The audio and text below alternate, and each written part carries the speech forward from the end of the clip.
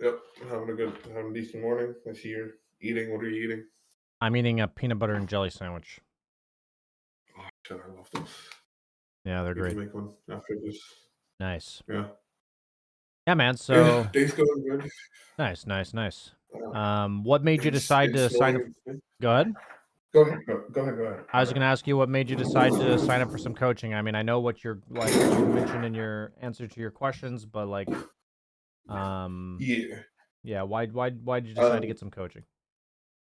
yeah, so I started therapy about a month ago. And since therapy, I feel like I've been enjoying Dota a lot more. And there seems to be a correlation between enjoying Dota and playing better at Dota. For sure. So I figured this is kind of Dota therapy, right? So and it, excuse me, sorry, I just had a bit of a cold. Um, but yeah, I think and I specifically signed up for coaching with you because this feels the closest to sort of Dota therapy because of the way you incorporate Dr. K stuff and like the way you coach and thinking about the game on a almost spiritual, like macro doesn't even sound, that doesn't encompass everything. I feel like I've seen in your other coaching sessions, almost like seeing Dota as a spiritual experience. Yeah, I respect that, man. Thank you. Um, Yeah, I think I know what you're saying. yeah, Yeah. I mean, I guess like congratulations on starting your journey. I mean, getting into therapy and changing perspective on life is not a easy thing to do. So, wish you the best of luck with that. yeah, yeah. It has Um, been fun but challenging. yeah, sounds like you're on the right path. Then, if you're having a good time while also knowing it's very difficult. Yeah, Yeah. So I see that you're a mid laner, yes, 2200. sir. Um, usually it sounds like what you're saying is you want to find a way to enjoy the game more, which you're already doing to some degree. I'll definitely just be asking you, why you're doing what you're doing, what are your thoughts, how you handle certain situations, and maybe Yeah, we'll hopefully, like similar. I yeah, don't know if you've been in therapy or if you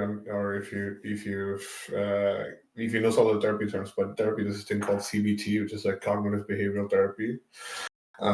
It's basically the idea of like what's the outcome we want in life, and is our behavior actively influencing the world in a way that we are getting that outcome? And then if it's not, how do we change the behavior, right?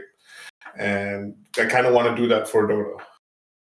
yeah. I mean, that's a Um, lot of what my sessions yeah, are. I'd say to some degree is I'm asking people what their goal is, and then usually I've learned that people's goal makes sense, and then the thing that they're doing makes sense, but it's not like the optimal way to accomplish that goal. So I more just want to like reframe. Yeah, I guess. exactly. Yeah, just basically show them a better way to do what they're already trying to do. So yeah, I'd say Yeah, it's some degree of Dota CBT for sure. Um, yeah. so do you have a couple replays in mind for today? Yes. So I'll send you the first one. This one's from 2 weeks ago, so I don't know if you'll be able to find it, but I I will not do be able to have it. find it unless it's a week or less. Okay. If you've already downloaded it, you can send me the file. But Yeah. if you have not, then I cannot get it. How can I send you the file? You need to like copy paste the replay file from your computer into this window. Do you know where the replays are? Yeah.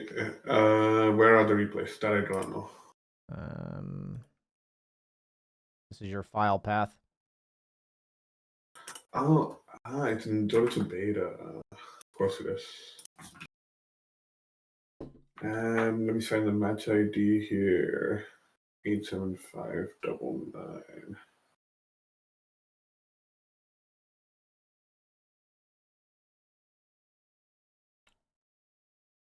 Yeah, found it. It's too big to send on Discord.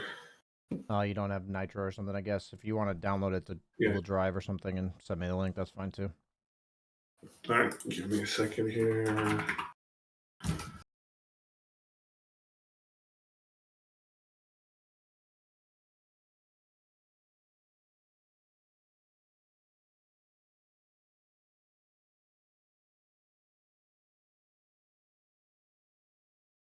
While I'm doing this, I guess I'll give you a brief history of my life in Dota.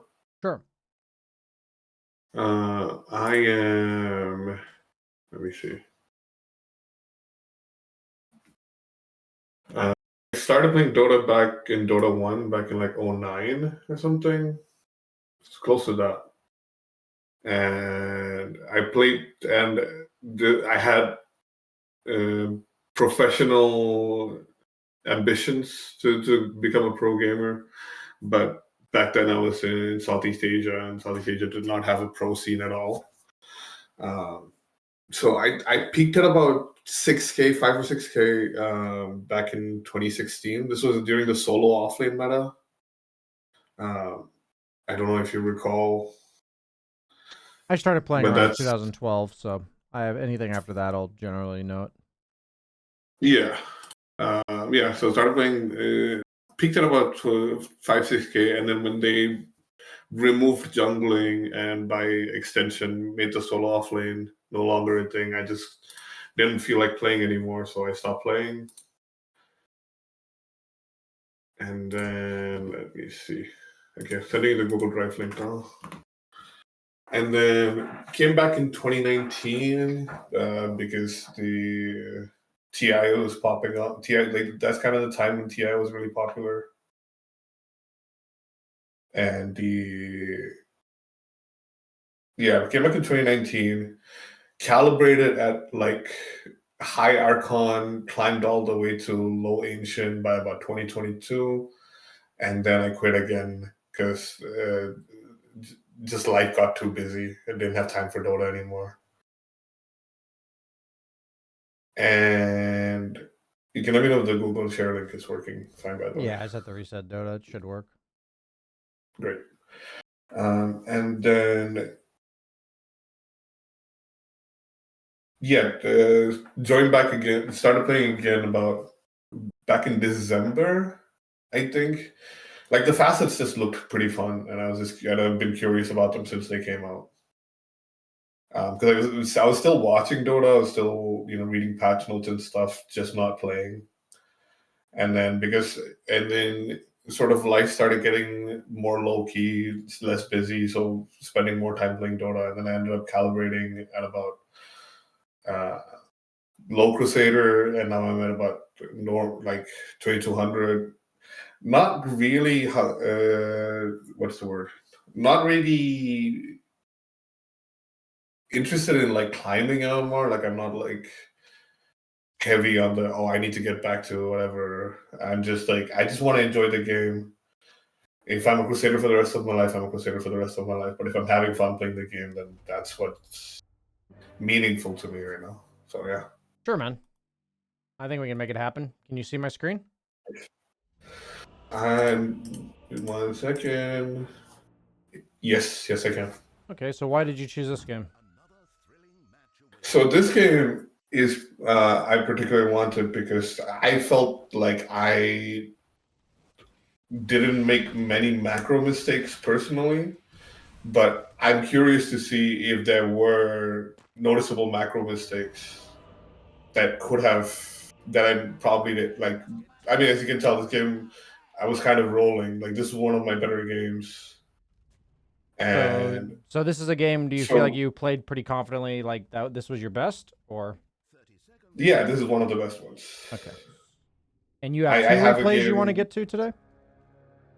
Yeah, I have two other ones potentially, but there's one more loss that I want to see. I don't understand why we lost that game, or rather, I don't understand how what macro mistakes I was making that game. I feel like I made some mechanical and itemization errors, but like macro mistakes I made in the game that I lost, I can't tell. Sure. So those are sort of the main things I am looking for.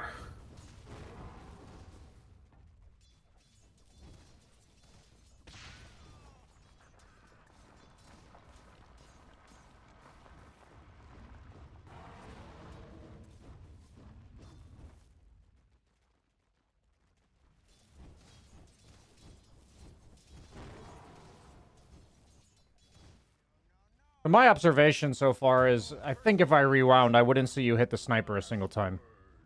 Yeah. For me, that's the only thing I've really noticed so far, is that you seem to kind of just be playing creep. I think that's the first time you hit him. You know, I think in the past when Sniper had his extra range level 1, it was different maybe, where Lina couldn't, but now you like outrange him, so for me it would make sense to harass him. You know, once he shrapnels like that, I think the defensive aggro always makes sense. For me, there were just a few times in there. I'm just noting things right now. I don't think there's any like immediate fix.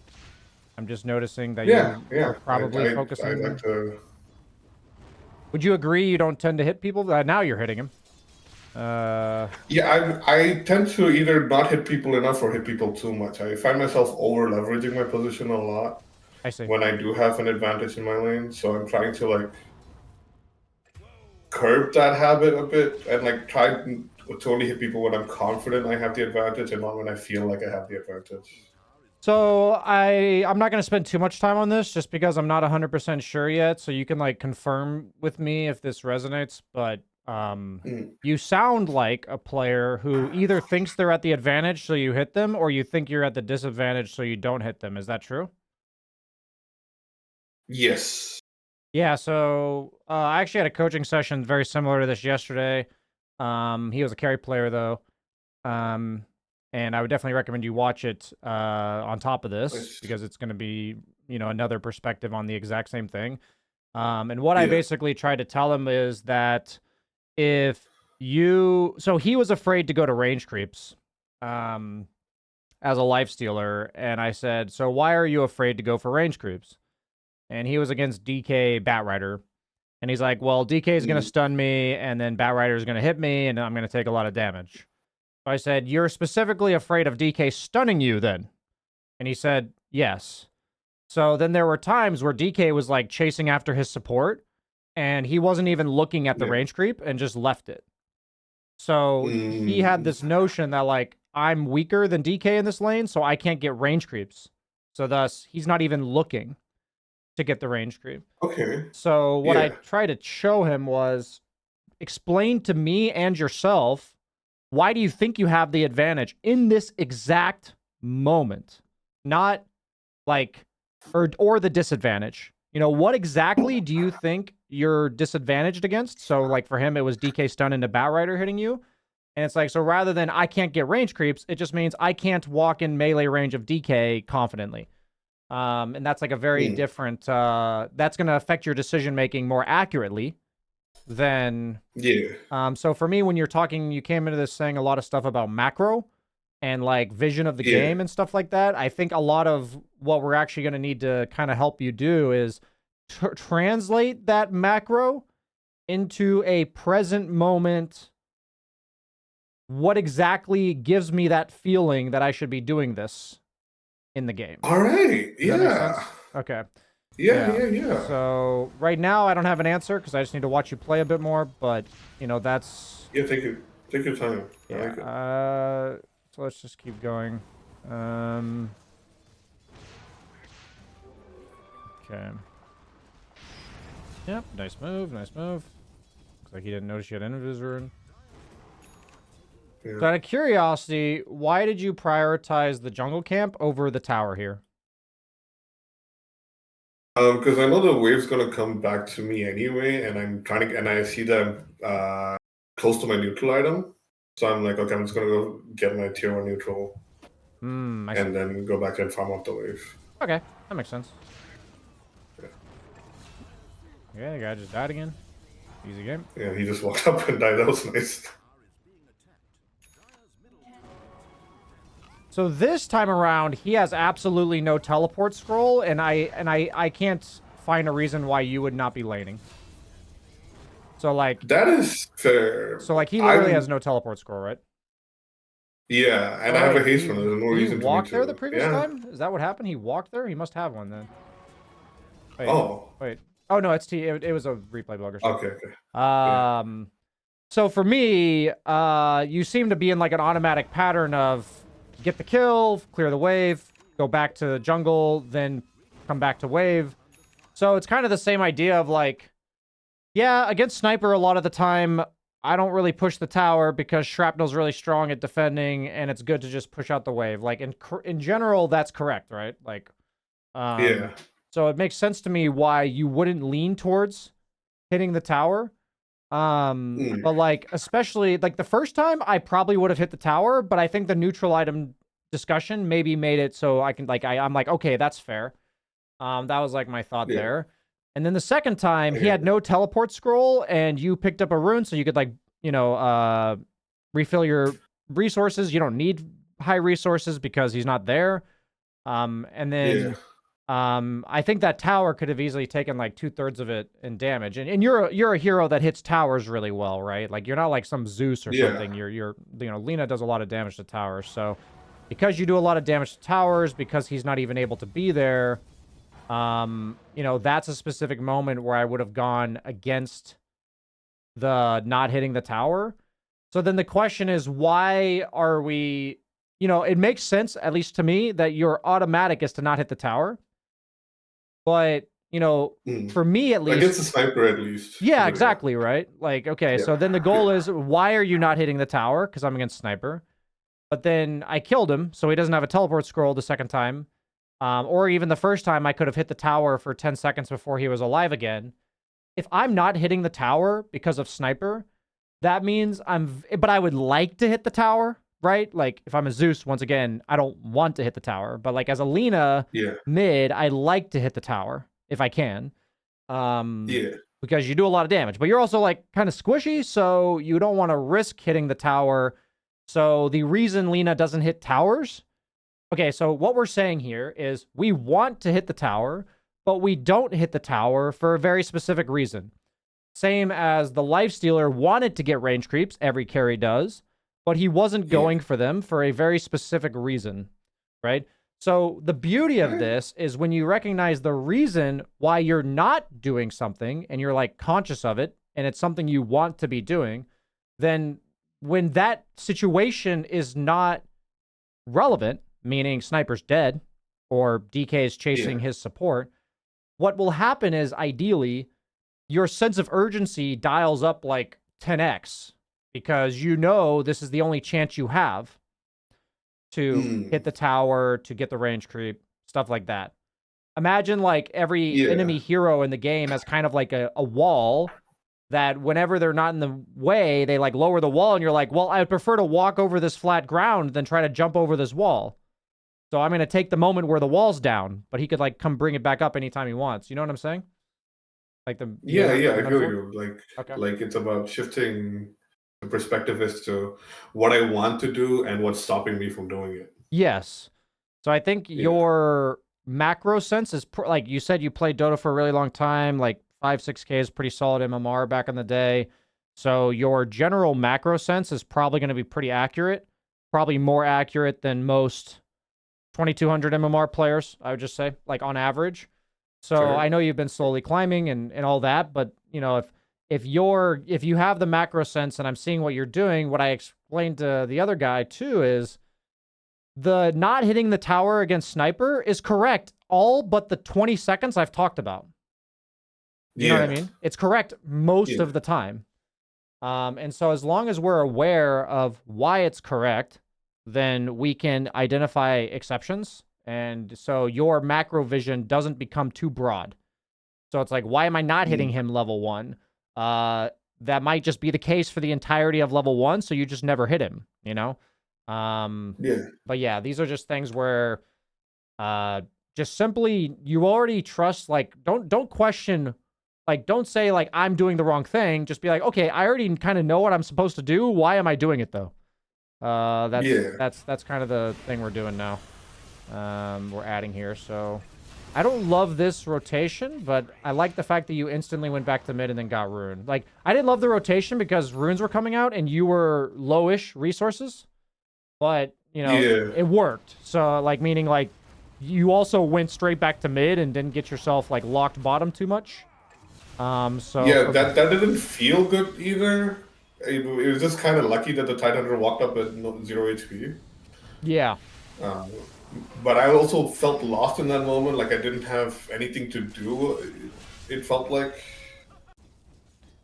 Like if we go back to 190, yeah, like because the tower goes down here, I think, or close. No, he's defending. I don't think you've really hit the tower at all. Yeah, it's.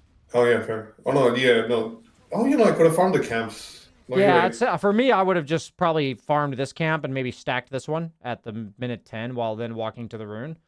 That's probably what I would have done. And for me, I just know that, like, going for a gank is just resource heavy. And so the reason I go, like, pretty simply put as a mid laner, I'm going for ganks when I think I have...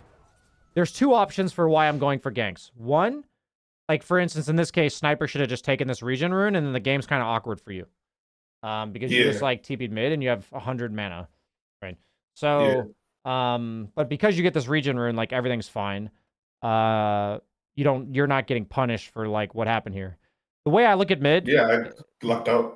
Yeah, the way I look at mid is that when it comes to ganking, there's two reasons you gank. One, you can't really lane against the guy you're laning against anyways. So, like, the area you're in doesn't feel very efficient. So you're like, well, I could gank, and there's not much to do mid, so I guess I'll go gank. The other reason you go gank is because you're owning mid so hard that you have resources to farm it, and you have resources to go kill people. Does that make sense? Yeah. So, in this case, the key question is, am I controlling mid? Do I feel happy laning mid? And if the answer is yes, then I have to think, if I go leave with medium to low resources, and I was winning the lane, I'm naturally giving space on the map to the other guy when I shouldn't really be giving that.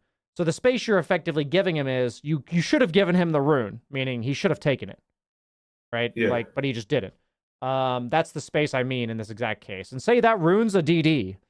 It's like, suddenly, he might even, like, kill your tower, or he might force 3 heroes to defend mid, and you find yourself having to go back to base to get mana, and suddenly your tower's getting pressured. Do you see how that kind of plays out there? Yeah. Like if the so to speak, if the enemy team played better here, like the Tiger doesn't walk up at 300 HP, Sniper takes the rune, I'm just kind of stranded. You kind of gave up. You just handed him control of mid lane. That's, like, accurately what I think you did. And so, and it's like, you're 3-0 and he's 0-3. And to imagine that he would even have 30 seconds that he controls mid, that's, like, kind of wild, right? Like, it fluctuates in most games where, like, one guy controls it here, the other guy controls it there. But, like, if you've controlled it, if you killed him 3 times, then, really there should be no amount of time that he's controlling mid lane. So that's just kind of how I view it as, I need to have resources to control mid. If he controls mid, I need to have enough resources usually to, like, defend my tower, unless it's, like, a nightmarish matchup or something like Huskar. And then that's how I think about ganks. So I just wouldn't generally... I don't even think I have the option to gank there, is basically what I'm trying to say.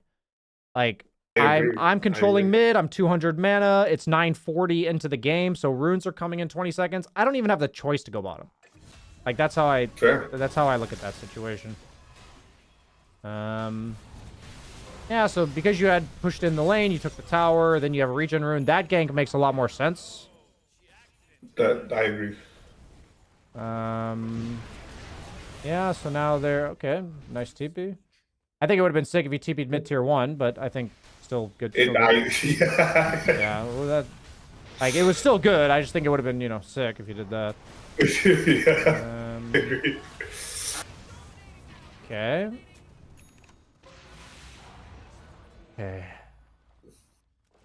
Yeah, so, this smoke, I kind of felt pressured to do something, but it also feels like... So generally speaking on mid, I think the formula nowadays, I mean, this is just the form. It's not even I think. This is just the formula nowadays. Unless you're a blink hero, then the item you buy accelerates you in the game.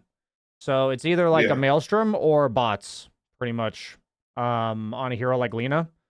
So that's what the first item does. It's like a 2 to 3k gold item that accelerates you. Go ahead. Yeah, personally, I felt like Ags kind of accelerates me on Lina. You're using it to kill people, not farm camps, I think. Well, this game, it ends up being mostly to kill people, but later on, I realized it's good for farming camps. I guess if I was going Ags build and I wanted my first item to accelerate me, I'd go Kaya. That's what I would do. Because it's mana regen, it's damage. So the way I think about acceleration is I kill creeps faster, or the way that I kill creeps, I can use it more often. And Ags does not do either of those things. That's how I look at it. I hear. So that's just the general formula. Like every mid laner has it, you know? It's Maelstrom, bots, Mage Slayer, Kaya, Witchblade. Like every hero has this like 2 to 3k gold item they buy that like accelerates their game. And so I'm just telling you, I wouldn't consider this like in line with the way mid lane, like kind of the formula of mid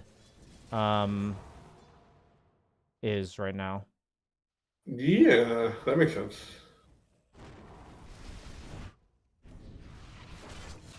I have another guy I'm coaching that's about your exact same MMR, and he exclusively plays Lina. And he goes the right-click build, though, most of the time. So it's funny that you guys have, like, different playstyle. I've been doing a kind of pseudo, like, halfway both build. Like, I go, like, Ag Silver Edge. Ah. I don't hate the idea of it, but I'm curious what you like about it. Like, I feel like the way Lina is right now, at least, she has a lot of, she's kind of mixed. She's kind of a mixed attacker, more so than strictly right-click or strictly magic. That's fair. Like, I feel like with the level 15 talent, especially with Ags, when I press it, yes, it gives me 35% spell amp, but it also gives me like 80% magic resist. So I can just sit there and hit people. I got you. That makes sense. I think it makes sense. It's just, if I'm being honest, it's probably not the optimal way to do what you're saying. I get it. It might be. Honestly, it might be. I don't think it is, but it might be. I want to interrupt for a second and just draw attention to, do you understand, you didn't do anything wrong. Do you understand why I think the first item should accelerate you? You don't have to. That's not like a trick question. I think I do if I can. How would you just, how would you say, like, the reason, what would be your explanation for, like, why that's important? Because your first item, so yeah, when you say acceleration, I think you don't just mean farm acceleration. I think you mean like make your presence on the map bigger. Yeah, and usually that is through farm acceleration, but most of the mid laners, their item also helps with killing people. Yeah, most of the time. But it's an item that you have to say accelerates your farm. Yeah. But it can, like, for instance, Puck, even though Witchblade doesn't seem like an item that accelerates farm, Puck doesn't really kill big camps very well. So if Puck hits the big creep with Witchblade and then orbs the camp, she'll usually kill it significantly faster. So out of all the items she could choose, which is also like Blink Dagger and Kaya, for instance, for like items that are mid-tier that help her kill people, the Witchblade's actually the best for killing and farming. So that's why Puck almost exclusively goes Witchblade. Right? Yeah. Like, does that make sense in that formula? Yeah. Okay. Like, I'm mainly a Puck and Quap player. Yeah. I just haven't been playing them much this patch because Puck feels so bad in lane. I got you. And Quap doesn't feel great. Like I feel like the magic build, it feels very squishy against right clickers this patch. I see what you mean. Yeah, I mean, there's no natural armor item to buy. I've noticed that because Shiva's doesn't fit with it anymore. I want to point this out to you. This is like the cognitive behavioral therapy part of, like, let's draw awareness. So now that you understand your item is meant to accelerate you, right? Yeah. And when I said that to you, you said, I feel like Ags does. Yeah. Now, I want to fast forward through the next 3 minutes, and I want you to see, other than 10 all stats, how does this item accelerate you, okay? That's all we're looking at. So, like, yeah, we get kills or whatever. Let's just watch.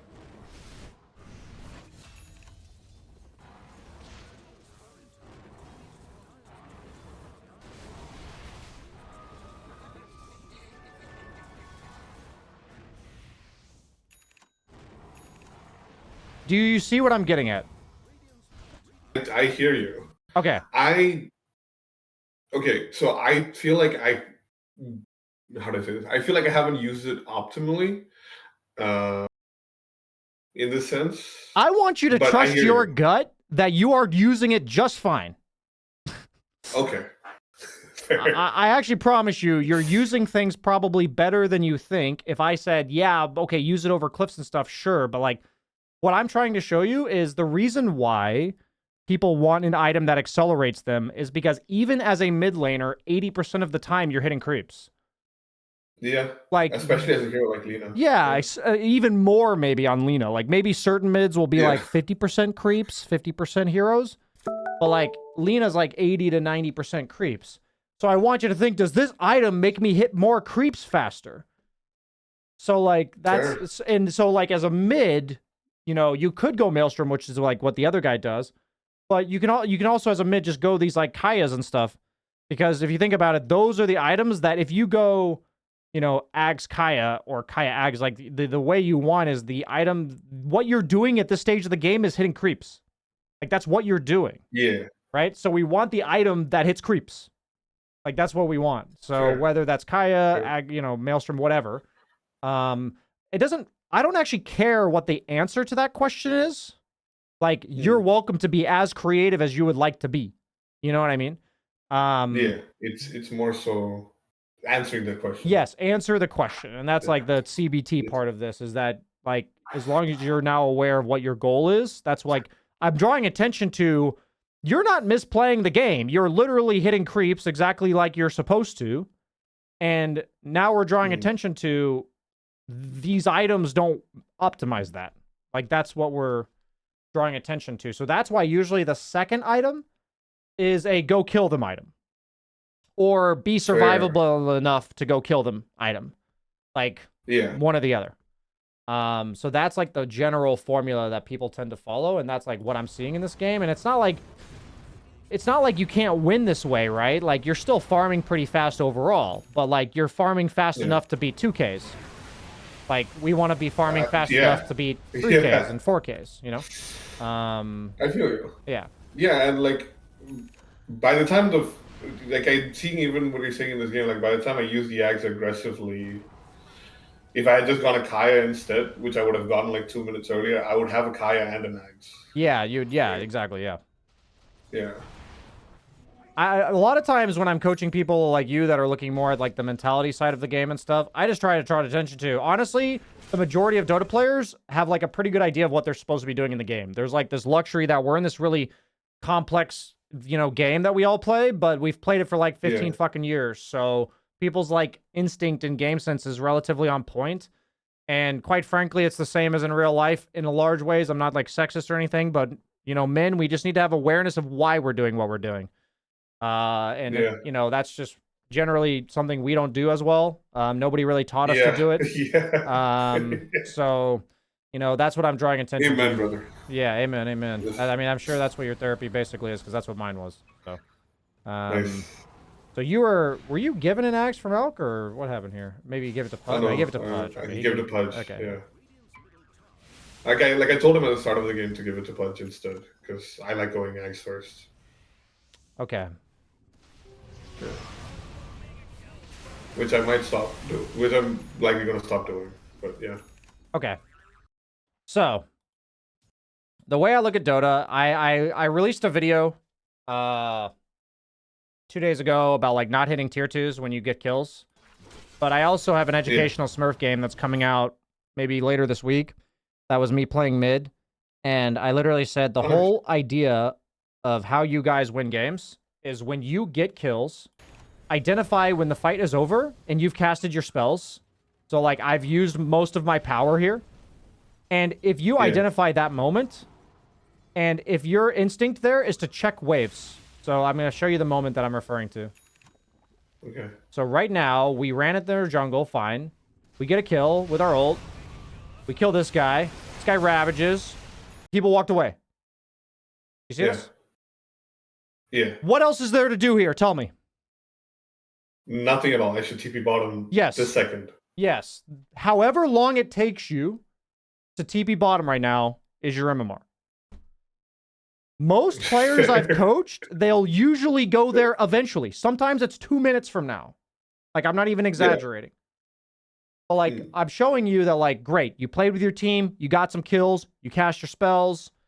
Now, in this moment where the fight's kind of over now, don't look for like, can we Roche? Can we do this? Can we do that? Look at the lanes. Just lanes, right? Yeah, I was there, I think, last week during one of your live classes in the dojo where you're talking about the creep equilibrium. Yeah, I'm listening. And yeah, where was it? Yeah, we're talking about the creep equilibrium and how that's the main objective, and there's no other objective on the map than that. And like all the like towers and Roshan and all this, I think someone else in the chat said something about Catalyst versus. They are the objective. it's like what enables you to take all these other objectives. Yeah. Yeah, and I've been internalizing that since then. I think in my later games I do that more, but no, that I feel like was a big shift. Yeah. For me personally, that like it's almost like in chess, right? Like you want to develop your board state first. Yes. Before you actually pull any tricks, right? Very similar. I'm not nearly as knowledgeable about chess, but I know what you mean, and I agree with you. Yeah. And like you did end up TPing bottom there, right? So like it just took you 30 seconds. Exactly. You just like ult a creep. That's funny. No, I'll do the sound illusion. Oh, I see. Yeah.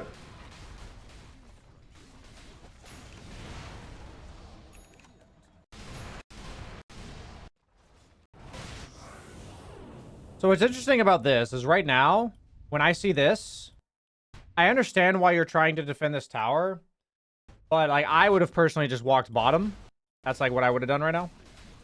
Like I just see a wave to walk to, and I'm like, okay, this feels kind of awkward. I just wouldn't be here for this. Like this whole thing feels really awkward to me. But I would have walked. I agree.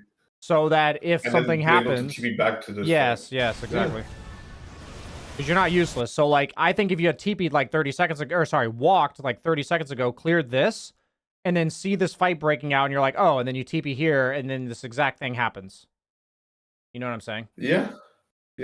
It's just these moments where if it doesn't feel like there's something obvious to do, I just check waves.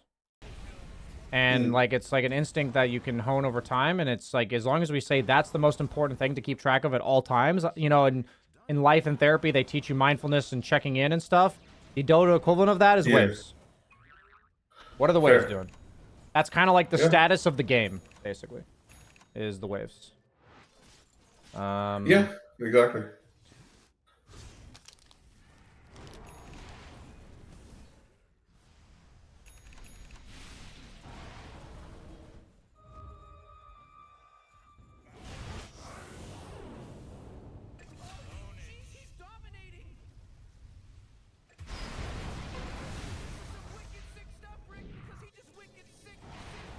Okay, this is better. Like you immediately TP top after the fight.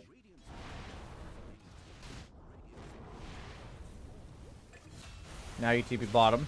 Oh no, you TP the fight. That's fine. Sure.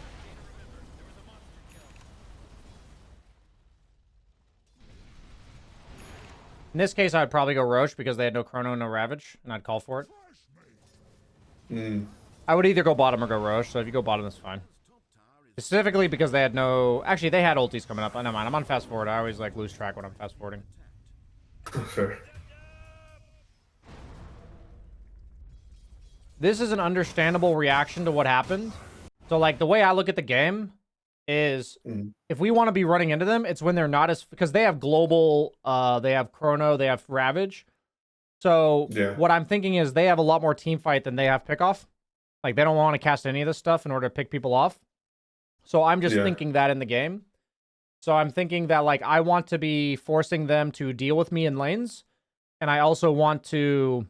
And I'm like, I'm fine if they bring 4 heroes and I TP out. So, like... Like BKB TP out.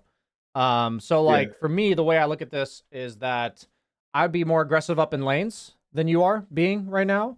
And then also, I would say that... like when I say aggressive in lanes, it's like I'm nuking from really far. Now I'm not like sitting on top of it feeling like king of the world. I'm just nuking from afar, trying to push waves as much as possible. And if I see my team doing this type of stuff where it looks like they're forcing a 5-man, I would have already registered, like, the enemy has a lot of 5-man.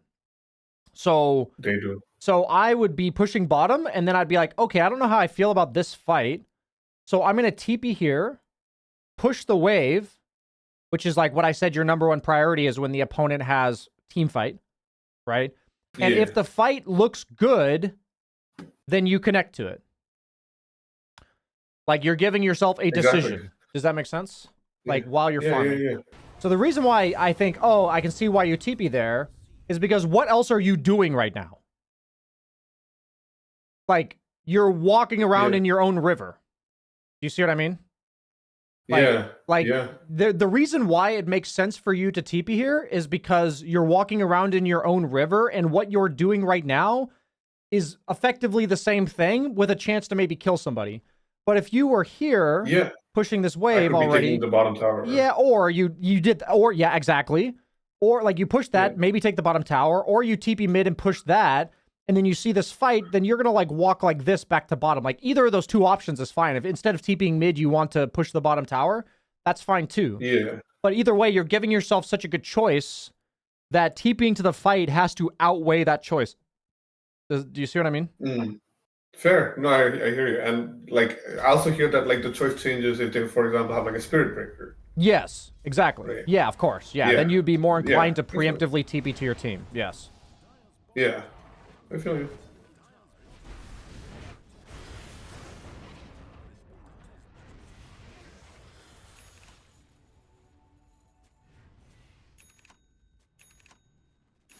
So, I mean, we got about 25 minutes left. So I'm just checking in with you. Like, would you like me to go to the next replay now, or what would you like to do?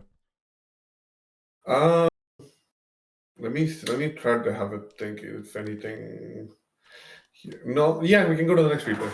Okay. Yeah, give me a second here. This one was just a couple days ago, so.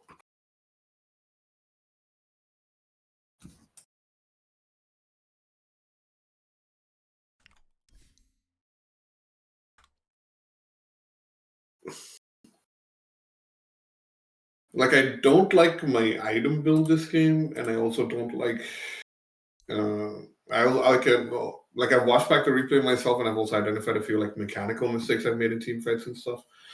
But I'm also curious about how I could have played the map better overall. Sure.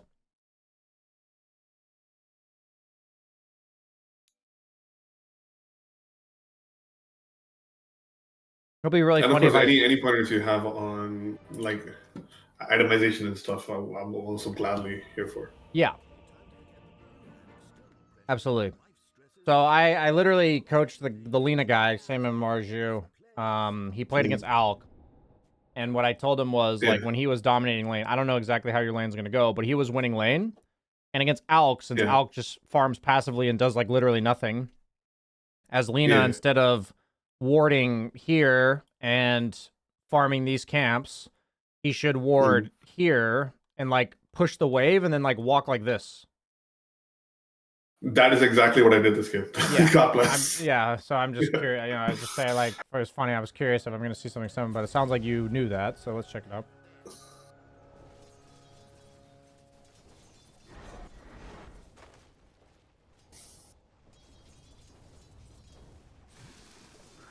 My question, I don't actually know the right answer. There's not a right answer. Do you prefer to have 0 interaction with this guy level 1? Level 1, I think so, because acid spray is really annoying. So you would like to have no interaction with him when he acid sprays. Is that what you're saying? Yeah. Okay, make him acid spray. Don't defensive aggro to force no interaction. This is what this does, right? When you defensive aggro, look at what happens. Yeah. Yeah. You see what I mean? So if your condition is I can't fight him without acid when he acid sprays, then the second he acid sprays, you do what you just did. Otherwise, you don't do it. Okay. You see what I mean? Okay. Yeah. Okay.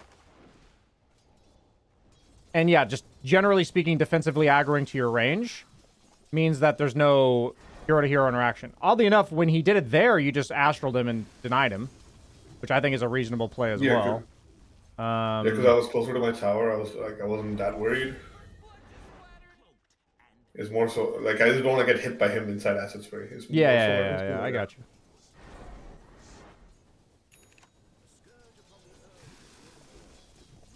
So OD's a pretty high move speed hero. I don't think you should just be giving him runes just because you don't need them.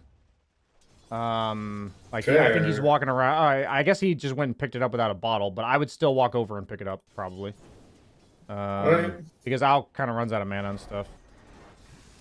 Okay.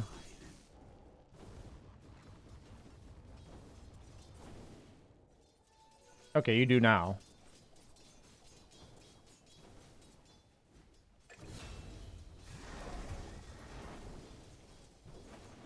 That was an interesting time to astral. I always try to astral when the creeps are low. What's your thoughts there? So like he acids and then I would astral him. I would have astraled him like 2 seconds later or like a second later, and I just go boink boink boink. You know, like deny. I'm curious why you astraled him there. Or like what you're thinking with the astral. I think I'm miscalculating how long the creeps will take to get low. I see. Yeah. So you have a similar idea, just a bit of a miscalculation? Yeah. Okay. That's fine.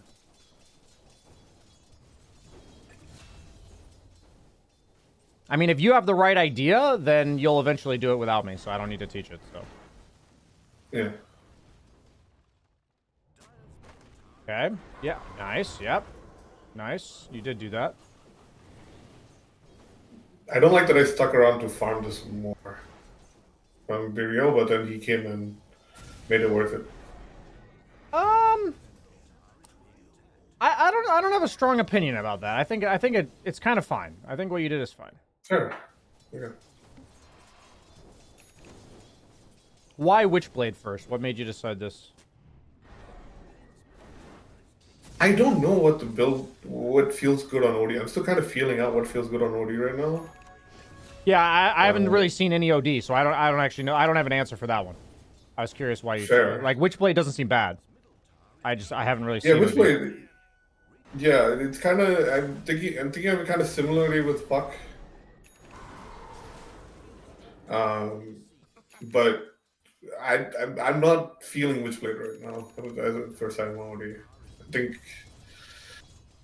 I mean, something that OD's always had a problem with is like health sustain. Like there was a patch way back in the day where you'd go tranquils because it like had an active and it like triggered your passive. Oh yeah. And then there was like one patch for a while where Ring of Health was built into Meteor Hammer, and then ODs would just rush Ring of Health into Meteor Hammer. So for me, I've known that's always been a part of OD's kit. That's been a problem for him. You know, I honestly think a lot of heroes are decided by do any items make sense for them right now. I think that's a lot of Dota balance nowadays. I'm not trying to say don't pick OD. Like, if you want to try him out, like, I'm not even saying, like, I'm not trying to say don't play him. It's just like, for me, there's might be a reason why it doesn't feel like there's a natural item for OD. Because for me, at least, the way I look at all the heroes, even the ones I don't play, I tend to know what their problem is. Like, the one they're trying to solve with their first item. So, like, you know, heroes like OD, where they have infinite mana technically and all that. Did they like change his innate? Okay, Essence. I was wondering why you didn't have this leveled. I haven't even read this. Oh, sure. I was like thinking, I'm like, he's not running out of mana, so what the fuck's going on here? But this makes sense. This got changed too. In the recent patch. This makes sense. I literally haven't seen OD. But yeah, since the new patch. But now it all makes sense now that like I see your skill build. I'm like, I see. But so there might just not be an item that solves that health regen problem, so something like Witchblade might be fine. You know, I've also seen when people don't have a natural item, like sometimes they'll even just be like treads into Midas kind of thing, and you just, you know, scale, but you know, I don't think that's necessarily correct against Alk, so yeah, and also Midas feels so bad this patch. Yeah, it does. I mean, in general, what you're doing, like, I'm pretty good with. Like, you're kind of consistently pressuring the OD, you're forcing reactions, like, yeah, I mean, this all seems fine to me.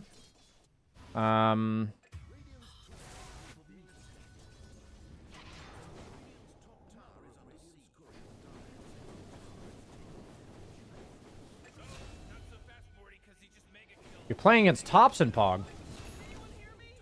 Okay.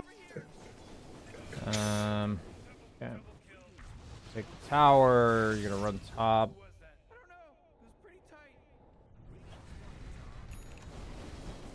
So I think this running top was completely reasonable. Where when you did it, like if I rewind, you see what's happening here. You're running towards top. Now I'm just like, okay, I'm gonna go ahead and turn around now. Like there's just, Okay. you know, like what is there now? Like, Yeah. okay, maybe you wanted to fish for Vino. Now leave. Like you saw him walking away. Like so for me, it's this extra like 15 seconds right there. Just pointing it out. I think like your original reason to walk there totally made sense. And it's not even like it was ultra bad how long you stayed. It just, I'd say that was like 15 seconds wasted. Sure. Yeah, you went against Ricky with his rush defusal. I would see that, and I wouldn't show up to fights anymore until I finish my 4-staff. See what you do. Nice. Easy kill on that guy. Okay, so we have 4-staff now. I think Boots of Travel are probably a bit ambitious. I would probably go BKB to run at them. Yeah. I think when I have Luna on my team, like a really hard farming carry that's going to clear a bunch of farm, like I need to be able to run at them because they're not running at them at all. Notice how like Ricky's running at you guys? Yeah. So like this tells me you don't expect to get ran at and you expect your team to run at them. That's what this says to me. Does that make sense? All right. Yeah. Yep. So yeah, that's just like you may not even go the item. So like maybe we don't have to beat this dead horse, but like you know, I see your team. I do end up finishing it. Yeah, so I do see your team. I see a Luna with Mask of Madness. I see a Ogre with Midas Maelstrom. Yeah. And so, like, you know, for me, I'm just expecting they're going to run at us, and I need to be prepared to run at them when I can. Like, I don't need to force it, right? But, like, yeah. So I would just go BKB.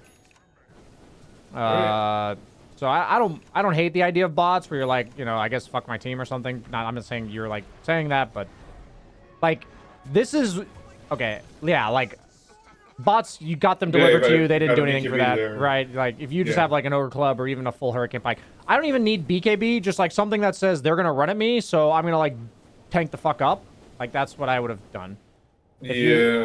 No, I like that. If you did it with like a different item, it's fine. Once again, same idea. Yeah. The exact item you choose, you know, can be optimized, but it's more like the theme of the item you're purchasing. Yeah. The idea of my travel, the idea of going travel for me here, this game was just I was just gonna keep clearing waves, keep running around the enemy team. Okay, so my idea is you're against Disruptor Ricky. So, like, if you're against Disruptor Ricky, it only takes, like, 1 or 2 heroes to actually kill you on the map, and it's not hard for them to catch you, like, with move speed. Do you know what I mean? Like, move speed doesn't, like, keep you alive against those guys, generally. Like, Ricky purges and then clouds you, and Disruptor glimpses you back. So, it's just, for me, I mean, I guess OD in prison, I think, does prevent glimpse, if I recall correctly, so that's probably a decent counter, but... You know, my main thing is that... Go ahead. I don't think it does. Maybe it does. I know Shadow Demon Disruption does, so I'd assume OD. I assume OD does too, but don't quote me on that. I knew, based on what I've been watching and the heroes that are in your game, you're going to be stuck fighting. Like that's what I knew was going to happen. And I'm just telling you based on the reasons. Ogre has Midas Maelstrom. Yeah, and you have a Luna, right? Yeah. And I'm trying to show you, like, it's replicable of there is X amount that both teams will run at each other. And the less that your team is running at them, the more they will run at you. The best defense is a good offense, right? Like, people don't want to run at you when you can fuck them up. So, like, when I see shit like this, and, like, a Luna... I'm like, they're gonna run the fuck at us. Like that's just what's gonna happen. So I think what you're doing in the game is correct. Like you pushed up top, you TP to your team, and you took a fight. You didn't need bots for that, right? Like you pushed top and TP to your team at your own tier 2 tower. I don't think there's too much you can do about a Midas Mjolnir Ogre. I think that is pretty game losing. Very rarely do I say that, but that's pretty game losing. I appreciate the validation. Is it overcomeable? Potentially. Is it pretty fucking bad? Yeah, probably. And I just want to remind you, like, look at what you're doing in the game. Do you need bots for this? Yeah. No, I don't. That's all we're going to try to draw attention to with your items.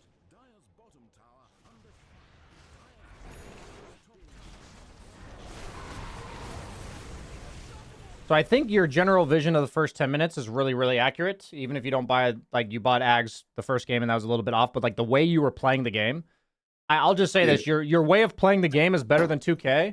So now we just need to sync up the items. Like, if we get that simple formula of accelerate into be more survivable, or have more damage, depending on the hero. But, like, for OD and Lina, it's generally survivability of some kind. But, like, it's also the ability to go to fights. And the thing is, if they're running at us, we don't need bots to go to fights because the fights are at our towers. You see what I mean? Yeah. Like, so bots, it helps us connect to fights that are down here. Right? So that's how I look at bots. So it's kind of like the first item. Let's not oversimplify. Like, I need to make sure it's general enough to be accurate. So the first item is to accelerate your farm in some way. Ideally, hybrid helps you with heroes, right? Yeah. The second one is to make fighting better. So that can be by being at fights with bots, by being more tanky, so you can actually enter fights, or by something like a Blink Dagger that lets you get into fights impactfully, or an item that lets you do more damage in fights. Like, it's something to do with fights. Right?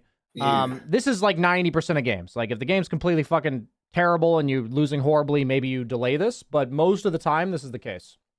For mid laners. So as long as you think your, like, items you're investing in are saying, yeah, this is helping me fight better, or I don't need anything else to help me fight better, then that's fine. And that's why I'm pointing out the bots here in this case, and the Ags in the other game was more about accelerating a farm.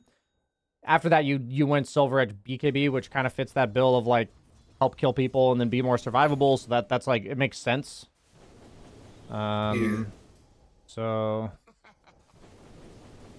Okay, good to know. Good to know. I might just not be playing OD much. Then.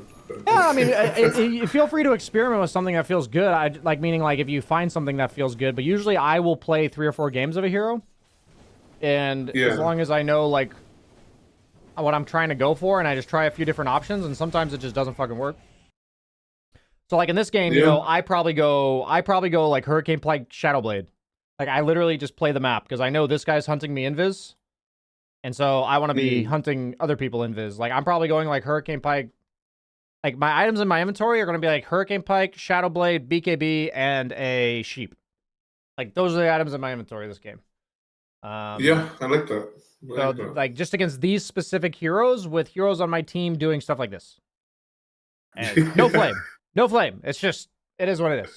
Like, I want to play purely for myself, which means survivability on the map against heroes like Ricky. I just want to be invis. Heroes that like kill me really fast. Ricky's, PAs, Kez's, Legions, maybe. Just stuff like this. It's really nice to walk around the map invis. Exactly. And then, yeah, for OD specifically, the Hex makes you, like, actually kill them. So the first step is to not die to them. The second step is maybe even kill them if you find them. So OD would be Hex. So, yeah. That's how I would look at this game. And Hurricane Pike would be more of the fighting item, and I probably need BKB for fights too. But the order in which you go these items kind of just depends. Like, if you feel like you can't fight them at all, and you just want to go, you know, 4-staff Shadowblade Hex, sure. It would make sense. It might, you might end up being stuck in a fight, which often ends up happening, so I don't generally recommend that. But, you know, it's just thoughts. It's mainly like, what is happening in the game? Why are we buying what we're buying? I think you're, like, once again, earlier, you said, like, I don't think I'm using my Ags well enough. I didn't watch this game and being like, you're being inefficient where you are. Like that's not what I was thinking when I saw your Lina game or this one. What I'm thinking is whatever you're doing, let's just match it to your items. So trust what you're doing. Trust what you're doing, basically. Okay. Does that make sense? All right. No, that's effective CBT. I like that. Yeah. So yeah, we've got maybe like 5 minutes of like to wrap this up. Like any final thoughts? Do you want me to check out one other replay? You want me to finish this one? Any other questions like about anything we said? I think this one's pretty much done here. I don't remember. Do we want to watch over? If you go to 18 minutes, that was an interesting interaction that I found out. I think it's like close to 1810. Apparently, if OD is dying in Disruptor ulti and he throws out his auto attack, the orb still comes out. Like, like right there. Oh, wait. Oh! Right? That's cool. Yeah. Yeah. Huh. I did have another question for you. So I've been watching you since 2019. I don't know if I mentioned that in my thing, but maybe 2020. Sure. And I know you sort of coined the term dead lane. Does that still apply? I feel like it doesn't apply, and if it doesn't apply, why doesn't it apply anymore? If you have any thoughts on that. So I mentioned it actually in one of my coaching sessions maybe 3 days ago, I think, maybe 2 days ago. It was about a Razor offlane session. If you ever want to check that out, it's going to be on my coaching YouTube. I can direct you to it if you need me to. But basically what I told him is... I'm in the server, yeah. Yeah, so like basically what I said in that session, and I'll say it to you, is that the dead lane in the past used to be very treacherous, and like that's partially like there's nothing to accomplish there, and it's very treacherous. So like what I was telling him is his job as an offlaner for Radiant is to like control this area with his hero from like minute 10 to 15. And so at one point his carry came here, and then he went here. And for a while, he was just farming this the same way that he would farm this. Okay? And I asked him what his mindset was. And he said, I'm just trying to control this area since my carry went here. And the point that I tried to make to him is, it doesn't fucking do anything to control this area. As Radiant. Okay. Like, it's okay to farm there or whatever, but most of the time, if I'm Radiant, I'm going to TP here, push out the wave, and then, like, walk this way. Like, back to mid, like, farm through here. The only reason I'm down here farming on Radiant is to be efficient. It doesn't control anything. Like, it's purely for gold, if that makes sense. Yeah. But he was really strong in the game. So he was like, oh, I want to control this area, but my teammate went here, so then I tried to do it down here. And my point was, that's not a thing that you do down here. It makes sense, right? His thought process makes sense, right? Like... But, like, up here, you're being invasive. It allows you to, like, connect to mid behind somebody. Like, there's a lot of benefits of just being in this area other than killing the creeps. And down here, that's just not the case as Radiant, right? Like, there's just nothing here for you to do other than hit creeps. And the opponent is, like, perfectly fine if you sit there. Like, if I'm Dire and the strongest hero on the enemy team on Radiant just sits here for 20 minutes, do I care? Like... I'm on Dire. Like, imagine the Ricky. Yeah, like you're happy as Dire. Yeah, the Ricky just sits here, right? Like, that's the idea. Is like the dead lane, in my opinion, is like strong heroes don't go here. Like, if they go there, it's because they have an enemy on a ward and they're like, fuck him up, kill that guy. He's here. What is he doing here? Well, you know, like it's oftentimes you're not confronting heroes down here as Radiant, right? So, like, if Ricky was consistently playing here, I would flame him for the same thing. But he was up here killing you guys, which is, like, correct, you know? Yeah. That's like, the extent of the dead lane in terms of how it exists now. It's not at all the same, but yeah, there is a degree of it, for sure. Yeah, it's kind of like how the role of bots has shifted from something to TP to your team with to something to TP away from. Yeah, like, there's a degree of that. For sure, for sure. Absolutely. That was a cool thought that somebody had, and I agree with that. Awesome, man. Any final thoughts? Hey. No, that's all, man. All good. Awesome. Appreciate the session. That was very helpful. Yeah. I'll see you around, dude. Thank you. See you.